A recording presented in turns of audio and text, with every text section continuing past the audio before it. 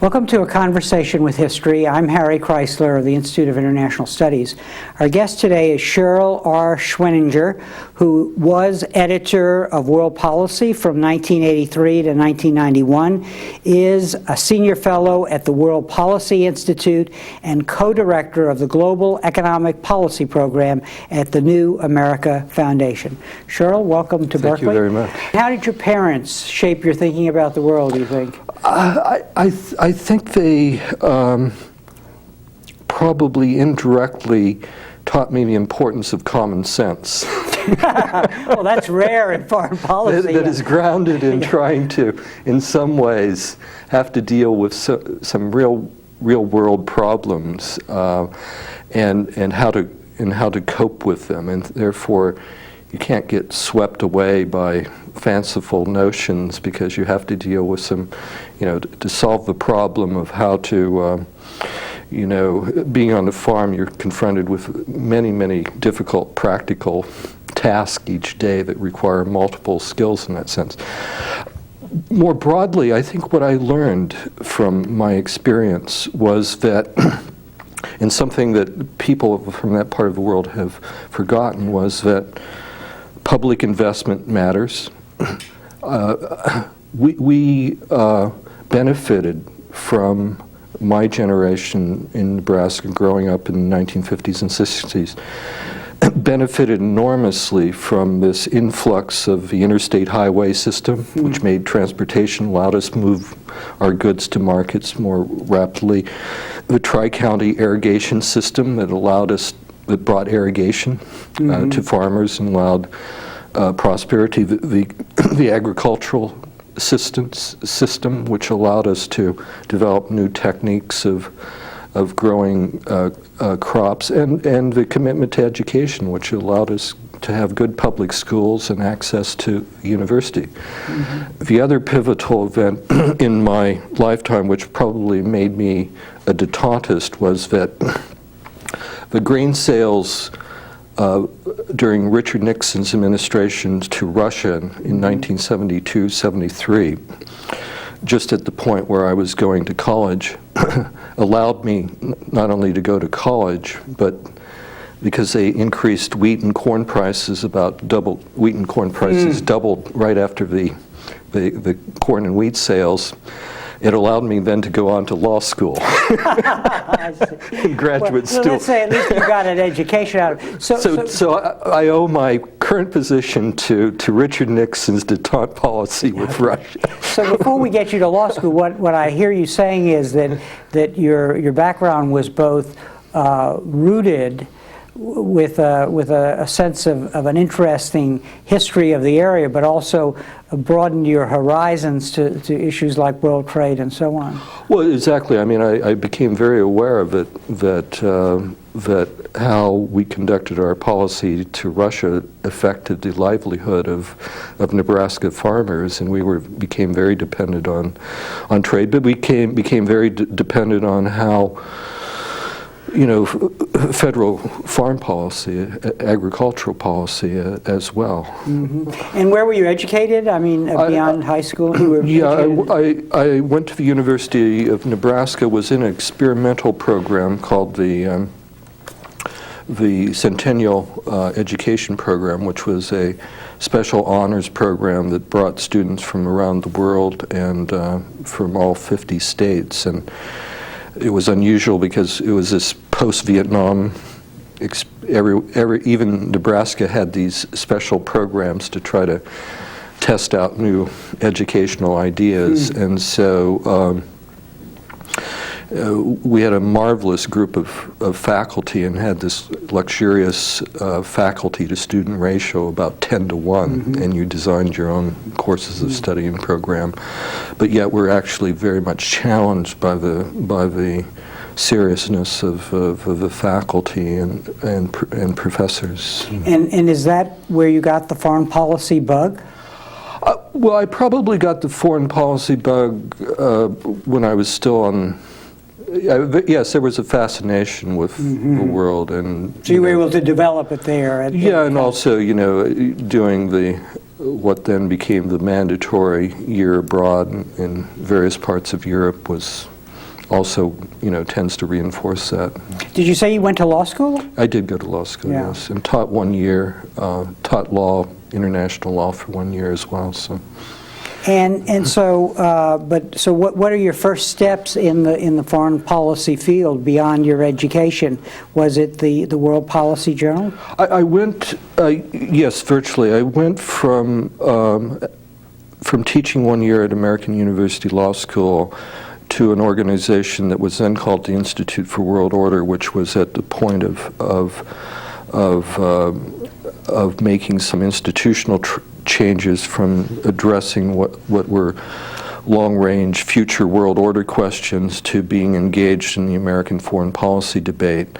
And that opened up the opportunity there to create the World Policy Journal. And the idea was essentially that the Reagan period had forced a new conformity of Cold War thinking, just at the moment when there were actually waiting to break out a generational change in the Soviet Union. This generation that had been sort of absorbed by Western interdependence ideas, had many of them associated with either the think tanks in the Soviet Union, or had been associated actually with the KGB, where some of the major reformers came and saw the West, saw how the Soviet Union was falling behind, were concerned that the system was just corrupt and falling apart. And they were generating within, just beneath the leadership, a ferment in the Soviet Union, which would, in my mind, herald the end of the Cold War. That was all oblivious, or that was entirely ignored in the American foreign policy debate.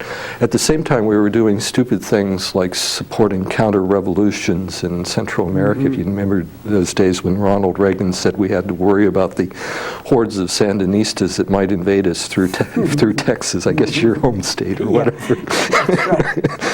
But and at the same time, there was a new reality that Germany and Europe and Japan had begun to be able to do certain things or achieved a certain kind of economic performance that the United States might be slipping, and there was a new challenge within our position in the international economy. All those issues we felt weren't being adequately addressed in the established debates, partly because those other journals were freezing out younger voices, mm-hmm. or a new generation that was more sensitive, in our view, to some of these developments. So hence we created a new foreign policy quarterly, which still, I guess, one of the signs of success is longevity, and it continues to do well today. And what were the greatest obstacles to shaking up the debate, bringing these new ideas? Because what you were just saying is that we were in the last phase of the Cold War. Things were really changing in the Soviet Union, but here what we got out of the political process was a reassertion of a hardline notion of how you win the Cold War. And in addition, you said you were suggesting that new forces were emerging in other parts of the world, Japan right. And Germany, and we weren't responding. So what were the obstacles there? I mean, well, the chief obstacle was that period in some ways is very similar to the period we're living through now, where there was, I think, a suppression or a self-censorship amongst all the major opinion makers on American foreign policy questions.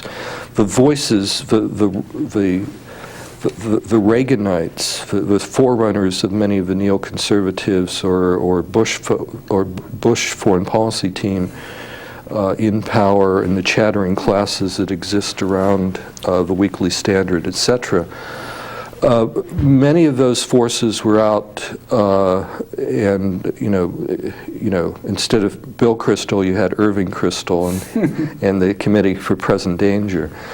And there was again a feeling that the media and the journals, even journals that had started off as sort of more maverick journals, there was a pressure to conform one's views to what were accepted notions for fear that you would get attacked viciously and your career destroyed. And so we thought there needed to be, you had to create more space to have the semblance of a democratic debate, that bad judgment comes from chasing ideas that aren't tested by the public policy discourse, or not tested by reality either. So are you suggesting that this urge to conform in part came from the fact that people who might write about foreign policy were looking down the road to how their own careers would be affected by what might be good ideas? Well, I'm sure that happened to some degree, but it's in some ways, as you know, it's a bit more subtle than that. It's just the terms of the debate get so defined in some ways that you have to fit into the debate.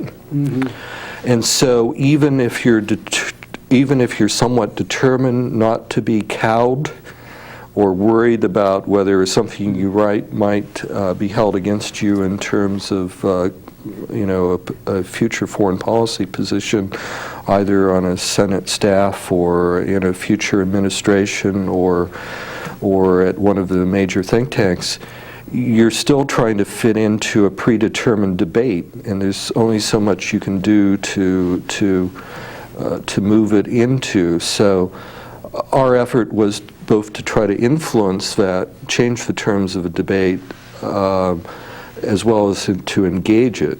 So it's this sort of dual role, to engage in the debate, but yet change the terms of the debate by creating a venue where people, in our view, could talk about the real world issues in some ways, or the real realities based on a different set of values and concerns. It would seem that the national politics are also part of the problem, both in the Reagan period and now in the second Bush administration, that is the Bush 43 as opposed to 41.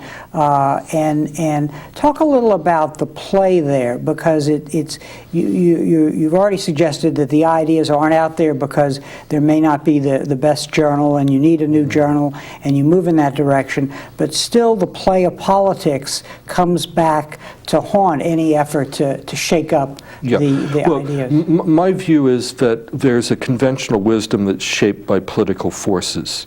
And inside the Beltway in particular, and inside the major newspapers, and there wasn't quite the influence of cable news then, but there is still these programs, the forerunners of those programs during there, and we see them in with Fox News and even commentators on MSNBC and CNN today. And so this conventional wisdom is sort of like the market. The way the market works, its valuations or its sense of judgment can get totally out of whack with world realities. This sense of great American supremacy, a lot of it is based not on hard analysis, but is just a sense that if we say it enough, if we believe it enough, we begin to convince others. And then you have something like Iraq happens, which, while it was very impressively in some ways a display of military force, it just shows you the limitations of that, and therefore then there's an adjustment to reality. We're not as, we can't remake Iraq overnight, or we're not as beloved as we think we are, and therefore there's a beginning to be, this creates the opportunity for commentators, analysts, the foreign policy community to begin to adjust the public judgment and conventional wisdom back towards what our real interest in real realities in the world really are. And politics is the process, I think, of defining, it's interactive. Politics is the process of defining that curve about conventional wisdom and the public judgment about major foreign policy questions. And so that with getting new ideas out there and in the right place means that the lurch backward won't be as great once the tire hits the road and confronting reality. And so that there's solid ideas to fall back on, and the adjustment can actually be fairly rapid once the bubble burst. Once the bubble of illusion and delusion burst, then again, you noticed how quickly the debate has changed after Iraq. Democrats who were unwilling to, or only in the most hesitant ways, questioned the president and in the Bush administration 9 months ago are now feeling new legitimacy, new moral authority, new courage to say what I think should have been or could have been evident earlier. And again, that's the process of these illusions being, these bubbles of illusions and delusions being, which were driven part by politics, driven part by lies, driven part by just sort of misplaced ideology. It would seem, though, that often the American political culture and our political tradition and the way we write our history invariably makes it impossible to learn all that you might learn from a particular situation. So that if we look at the end of the Cold War, there seems to be a faction that says, oh no, that's not because of these internal forces that you were describing, but rather that was because, Reagan rode tall in the saddle, launched Star Wars, and so on. That was what broke the back of the Soviet Union. Right. The Clinton and Bush triumphalism has been merged with paranoia about some of the security issues, was a product of the fight over the history of the end of the Cold War in some ways. And the history, even though the group I was associated with had our moment in the sun from 86 to 91, where we were on the cutting edge of describing why Gorbachev was real, why these changes were probably irreversible, why there was a new kind of world economic dynamic.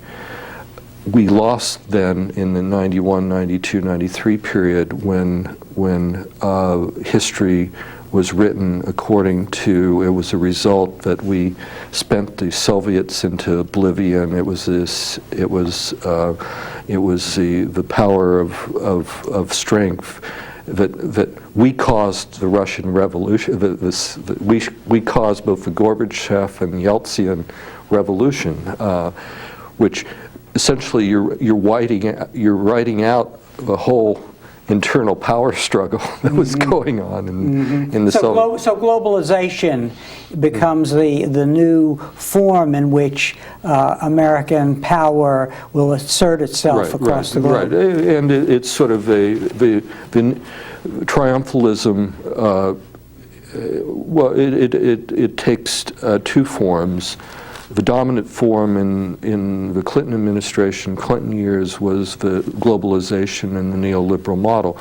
But there was also evident in Madeleine Albright and some of Sandy Berger's policies, this triumphalism in the security area. I mean, there was a struggle going on about how to respond to humanitarian crises and others. But the core of the Democratic foreign policy team wanted favored regime change in Iraq, based on many of the same ideas as the current. So you're now suggesting that the debate often isn't as much of a debate as it pretends to be. On the one hand, and this would suggest the importance of putting these new alternative ideas on the table. Right. It is that we have episodic debates in the sense of that there's periods where there isn't a sufficient points of contentions, because there arrives at points of where the foreign policy establishment and those people around them essentially conform to certain core ideas, and then they debate about the tactics or whatever. But it wasn't, you had very few people questioning Madeleine Albright, when she said we were the indispensable nation. Some people were taking aim at Frank Fukuyama's The End of History, but more because it was over the top. At the same time, you had Thomas Friedman and those kind of respected New York Times op-ed editorial columnists sort of embracing many of the essential core features, that there was this inevitable process towards liberal democracy, and they added to it that this was America's goal, or should be the central goal of American foreign policy and our mission. And I think Friedman gave us a bumper sticker, which no two McDonalds ever went to war. Now you're in this period, this inchoate period when the Cold War did end, however it ended. There was this debate within the foreign policy community about whether we needed a new grand strategy. Peter Tarnoff was our guest, and he said the Clinton administration consulted with George Kennan, and Kennan seemed to indicate that no, one wasn't necessary. Because that's what we came up with over time at the end of the Second World War, and when we embraced NSC 68 and the containment doctrine. So why didn't a grand strategy emerge in the 90s, either from the agenda that you were raising or from the more establishment triumphalists? Well, I think something of a grand strategy did emerge. It was an incomplete one, and it was based on some false notions, and it caused certain kinds of frictions. But I think there was a general acceptance that emerged that the promotion of liberal democracy through the exertion of American power and influence, and using the instrumentalities of both American capital, the IMF, the World Bank, but also the U.S. military, that pushing this global neoliberal agenda was the best way of ensuring prosperity, and had some beneficial ramifications for security as well. In essence, there was the articulation that if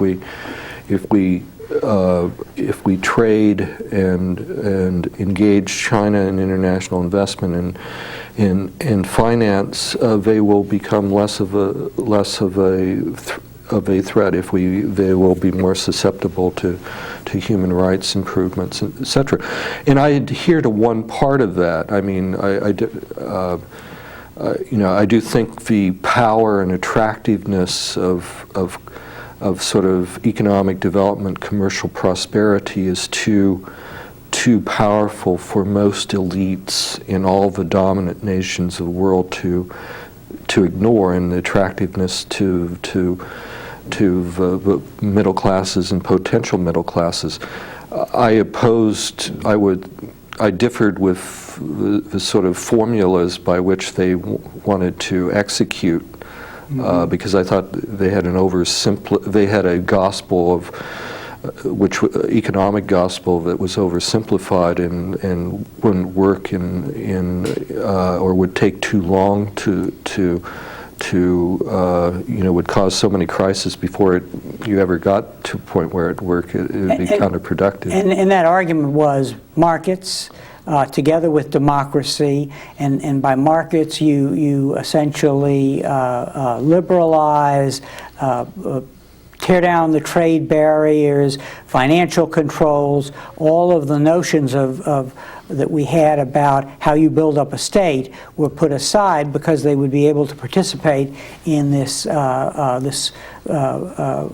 global economy that's was spreading. And particularly misguided was the notion that you could have financial liberalization as a first step measure, as opposed to the end result of a much longer process. I mean, some liberalization, especially of the East Asian economies, would have been a welcome thing, but this was a dogmatic agenda which was attempted to be pushed in all places at all times, and not in any right sequence. And so it was more likely to lead to booms and busts kind of capitalism with major misallocation of precious investment and resources than it was likely to draw these countries into a sustainable pattern of commercial prosperity. And the other side of this was a notion that you could bring democracy at the end of a bayonet, basically, that you would intervention could lead to the building of democratic societies in places like the Balkans and Rwanda and so on. Of course, the intervention came after genocide or crimes against humanity had broken out. Yeah, but it was a general theory. You're quite right. It became the general theory, or general second precept, if you will, or first principle of the grand strategy. And what it therefore reflects is the shortcomings to some degree, or the temptations of America's current political culture, in the sense that we want to do it so quickly, and we tend to therefore fall back on the sort of crude instruments that we have at our disposal, which we have no trouble building a super modern, high-tech military, and we usually are able to get money for Congress for doing it, so we have it at our disposal. That's a lot more difficult than working painlessly at state building in collaboration with very complex web of both international institutions, alliance partnerships, NGOs, and local, and so there's this romantic notion that we can use our great power in an idealistic way. Similarly, it's where the one area where the U.S. does matter was in terms of both financial flows and serving as a market. So, again, using our financial positions within the IMF, our financial institutions, our banks and other things drove an agenda that probably wasn't in the broad American interest. But again, it was something that we were considered at the cutting edge of the financial industry, so forcing other countries to liberalize their financial markets to make the world safe for Citibank. Again, there was a certain idealism to it, driven by crude economic interest, but not done in a way that would serve the broad either local interest or the broader American and global interest. Now, 9/11 really changed things drastically in some way, that it created a black and white world, apparently, and allowed President Bush and his National Security Advisor Condi Rice and Cheney and Rumsfeld to put on the table the American foreign policy agenda, an assertive statement of a grand strategy. You're critical of that grand strategy, and you propose an alternative one. Let's move the discussion to that. First, let's look at the Bush strategy. What is it telling us about the world, what we have to do in the world that exists after 9/11? Yeah, well, the importance of the 9/11 event, if I may first, was to fuse what I call the sort of there's many aspects of American political culture, and I think you're using Walter Russell Mead's book that deals with these different political schools or political cultural schools in America. And one of the deepest school is a paranoid streak and suspicion of the world that runs particularly in a Jacksonian school. And so what 9/11 did, it merged this idealistic triumphalism, America's omnipotent, and American has answers for the rest of the world, with paranoia about our own safety and security. So it created this very odd mixture of feeling of great power but great vulnerability. And it led, therefore, I think, an opportunity for certain people with certain views to seize the agenda, which was the notion that the only way America could be safe was by remaking the world, and particularly remaking the Middle East, the only way to make us safe is to make those societies like us. Now, the Clinton notion of grand strategy, the first principle is that we are likely to become more prosperous if we can make other economies open up and be more like us. The neocon, that was a neoliberal version, to oversimplify. The neoconservative version that developed after the Bush was the notion that we had to act in a preventative, preemptive manner in order to make those societies, bring democracies by force to those societies, particularly in areas and countries that were breeding grounds of terrorism where they hated us, in order to be secure.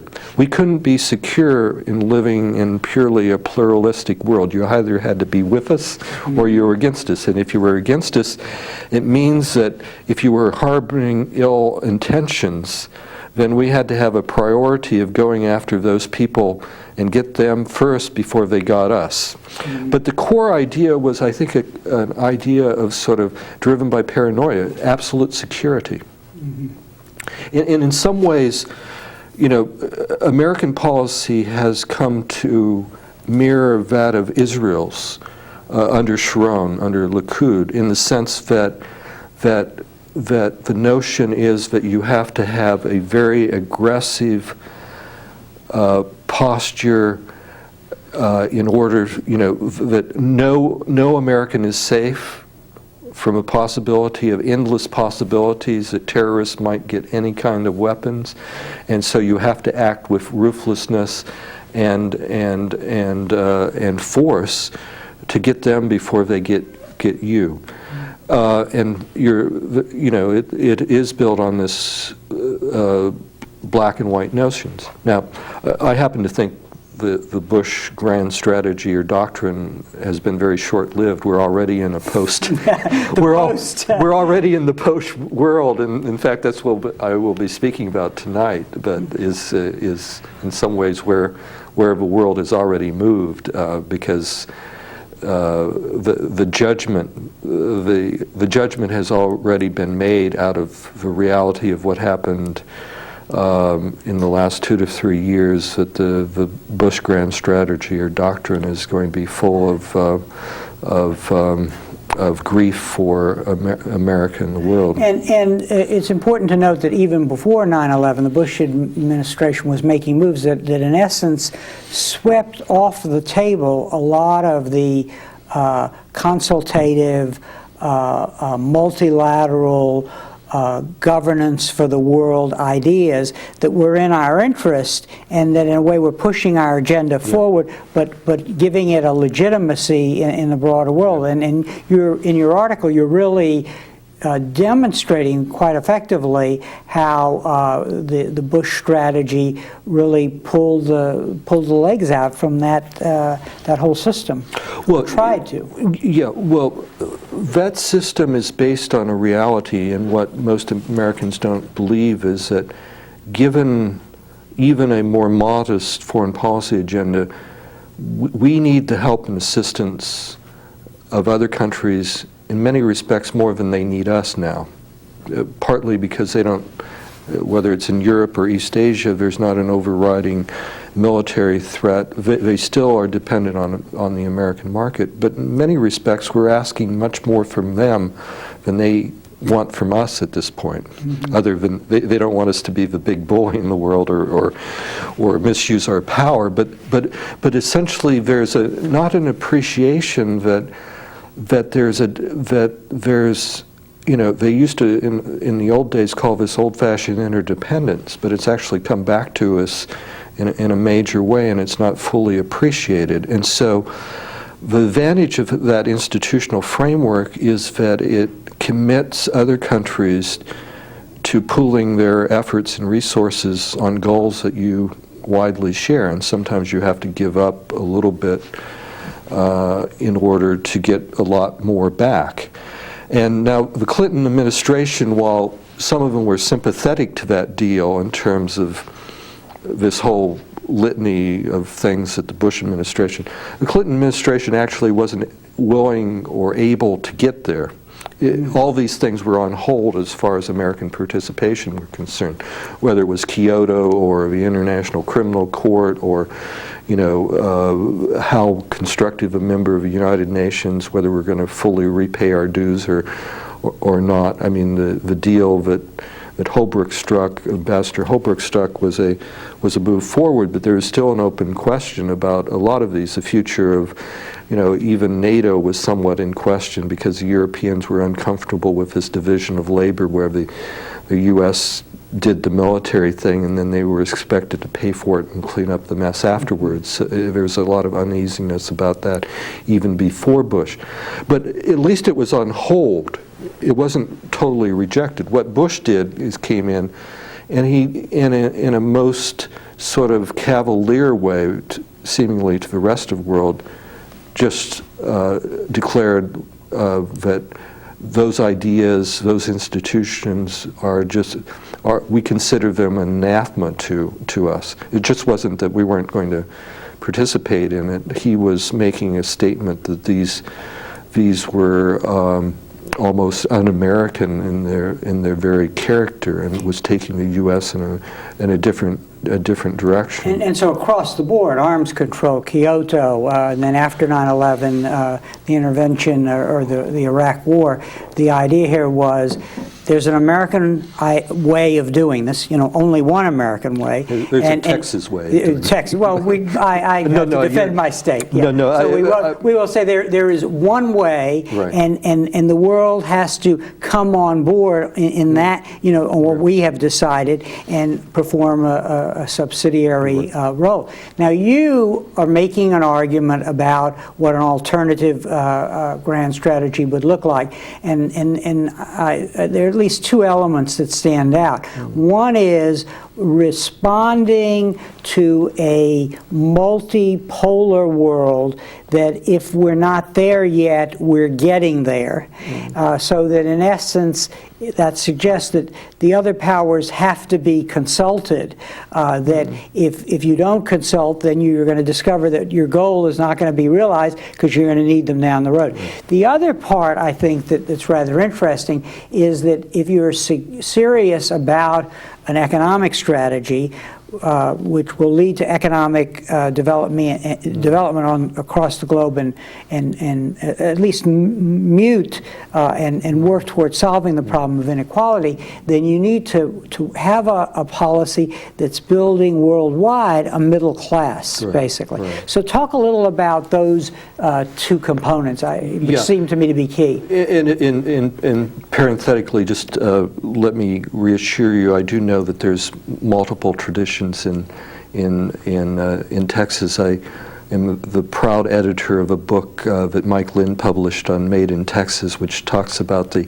struggle between the two political cultural traditions in Texas, and which one George Bush represents. So I know there's a lot of good that has come from Texas. In fact, we could benefit from that other part of Texas that believed in public investment in science and technology. Sure. Ralph Yarbrough and some aspects of Lyndon Johnson. Yeah, absolutely. Yeah. And I think would benefit us and the world if we took that part more seriously.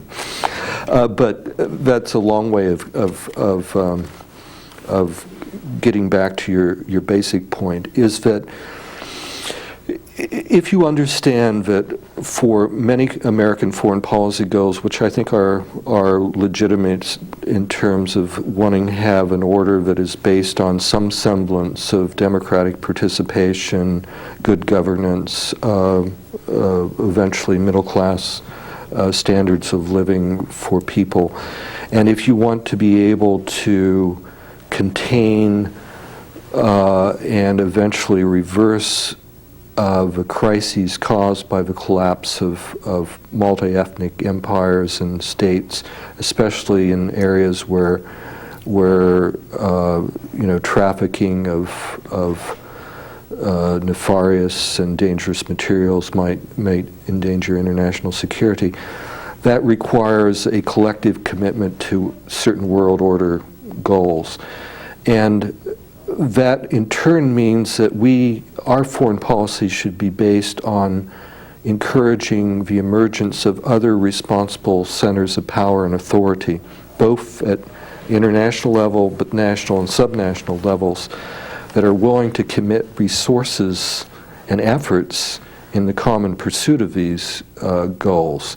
Meaning, the United States has been seduced itself into believing that nothing good can happen in the world unless the U.S. does it. But the fact is that even in spite of the fact we're the largest economy, have the largest military, the kinds of world order problems we're talking about so dwarf American resources. We feel now constrained by the fact that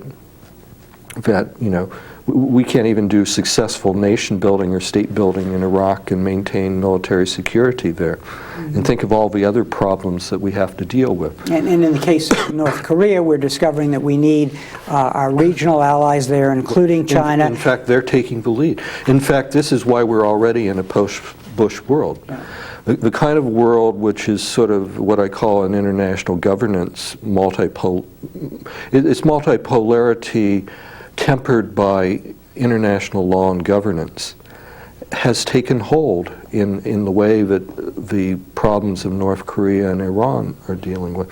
And it's not clear, the solutions there won't be perfect either, but having China's diplomatic and other resources, as well as what will be Japanese and South Korean money, help contain, manage, might be too much to fully solve until there's a full transition in North Korea, is absolutely critical to world order and American foreign policy interest, and indeed national security.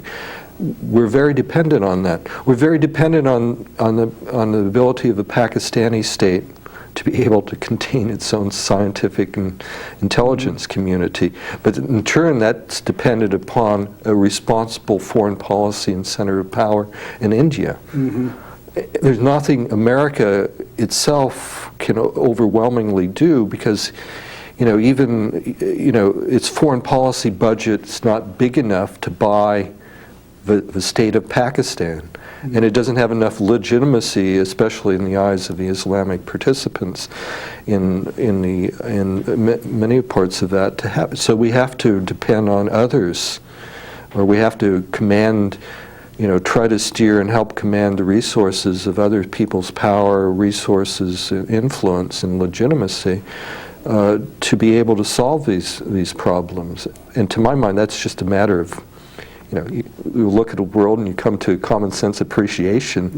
You don't have to be a UN ideologue or anyone else. It's just it's a practical but yet principled way of looking at the world.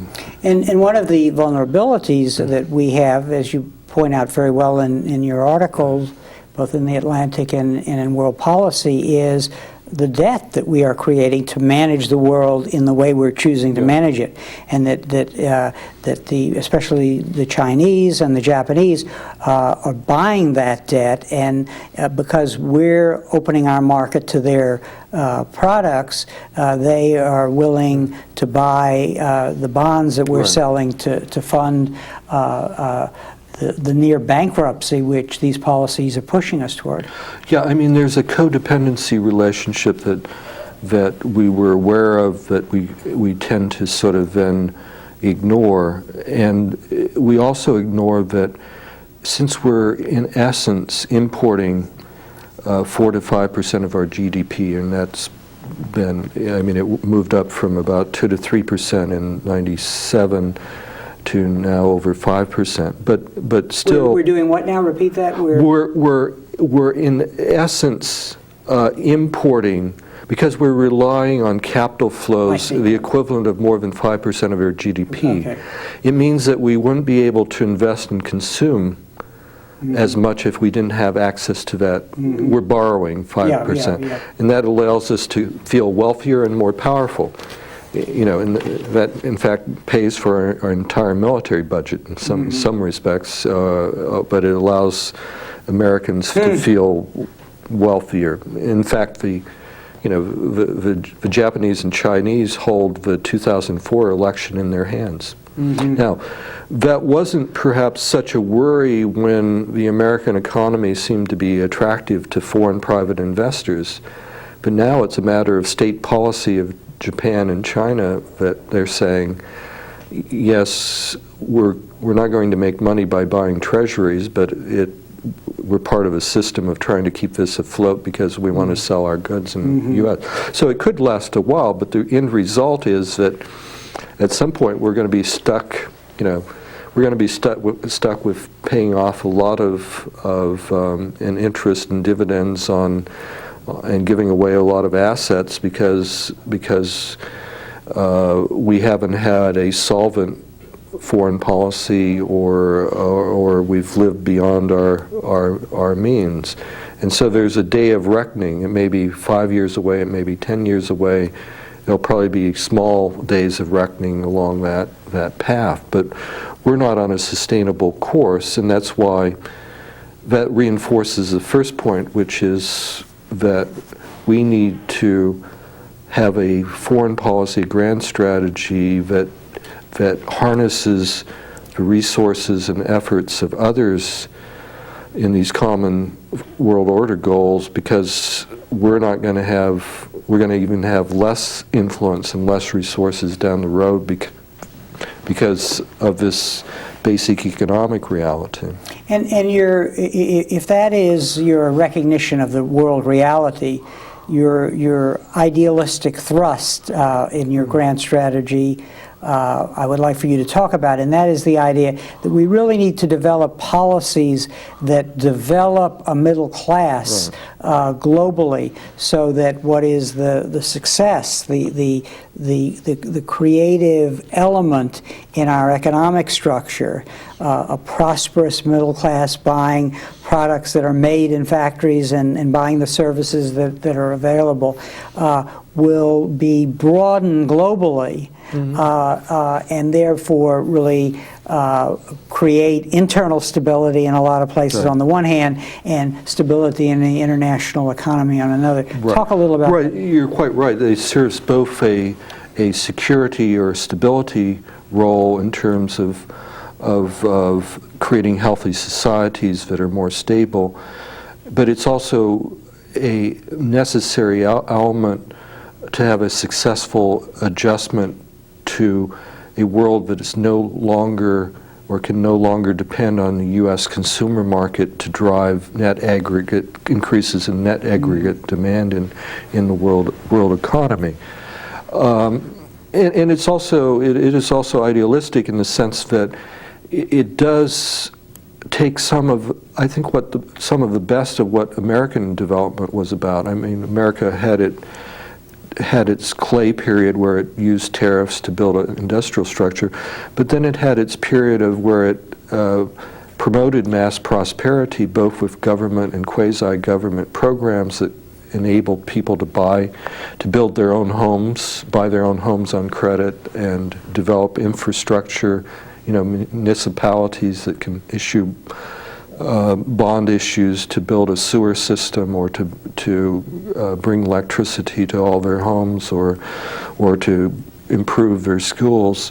Those were all core parts of this middle class prosperity that developed in the post-Depression America, and there's a lot of useful lessons to learn. But it's going to be absolutely necessary. You can't have countries as large as China, India, if they're going to fully develop, that are dependent on increases in demand in the American consumer market. The American consumers are already stretched. We benefit from it in the short term, but it's not going to work in the long term. So let's find an idea, an overarching, rather than financial liberalization, which tries to keep them buying our bonds. Let's find an idea that will both make those countries healthier societies and serve our security interests, but also help us work our way out of this very difficult economic problem that we're going to have, which is that we're accumulating all this debt, and we're increasingly becoming a country that consumes too much and produces too little, a country of consumers.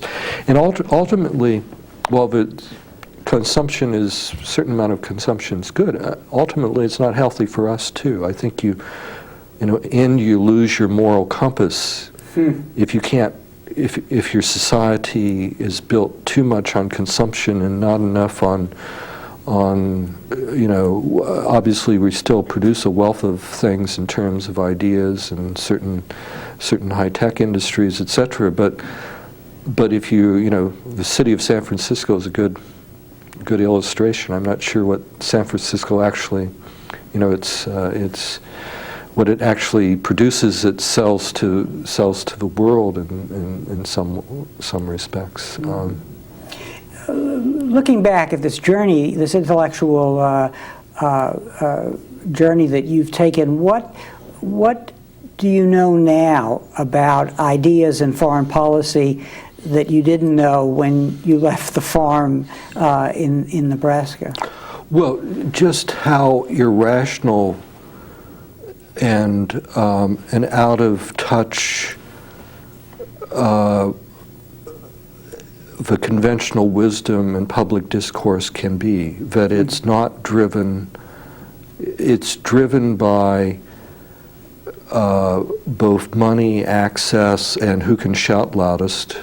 And not often by an honest debate of the merits of particular points, and that can lead to a certain delusions or craziness where even very smart people hold to ideas that are fundamentally flawed in the sense that they're based on false readings of reality, or false readings about what is what has been good for America in the past? It doesn't look like that insight is I think it's correct on the one hand, but on the other hand, it seems that things are getting worse in what you're describing. So my last question will be the following: How would you advise students to prepare for the future if they're really serious about working on foreign policy in some way, and they want to bring new ideas to the agendas of American foreign policy, whether with regard to the environment or with regard to equality or inequality in international economics, or with regard to who we should fear when we're concerned with security issues? Yeah, well, I think there is some value to be gained from serving what I call an arbitraging function, meaning you arbitrage the difference between what the conventional wisdom is and what sound judgment should be. I hope to believe that some people in the end are rewarded by that, by being right. Now, this is the basic problem, is that I think needs to be a major effort to figure out how to bring accountability to the foreign policy debate and discourse in our country, so that people that traffic in totally misguided ideas that prove disastrous are forced to reckon with that in a responsible way, and those who provided wiser guidance and a sense of what was going on are rewarded. I think one way of doing that is, I've been very worried by the extent to which the gap between the academic community and what passes for the foreign policy discourse inside the Beltway, the distance has grown much larger. In the sense that in the 60s and 70s and even in the 80s, you had influential voices from the academy who were often heard. Partly it's a political thing, but partly I think there's a gap has grown. Partly the directions the academic studies have gone. But so the academics are not contributing, or the criticism is not being heard. Which is it? I'm not sure exactly in the sense of, I think part of it is that the directions the academy has taken towards trying to come up with a more econometric-based political science or even international studies may have made them seem less relevant, but it's also that they have been devalued in the age of cable news broadcasting, where you have shouting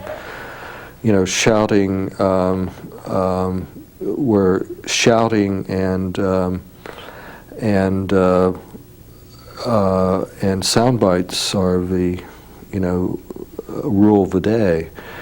It's much more difficult to have the voices of the the Stanley Hoffmans, of Bob Cohanes, of Kenneth Waltz's, whether it's from a liberal or realist or John Mearsheimer, who occasionally shows up. We need more of those people, whatever their academic perspective, to be part of the debate, because I think they bring an element of accountability and depth to some degree that the talking heads in and around the Beltway don't. On that note, we're offering a possible solution to some of our problems and the role the Academy might play. Sherle, I want to thank you very much for taking time to come and be with us on our program today. Thank you. Thank you for having me. And thank you very much for joining us for this conversation with history.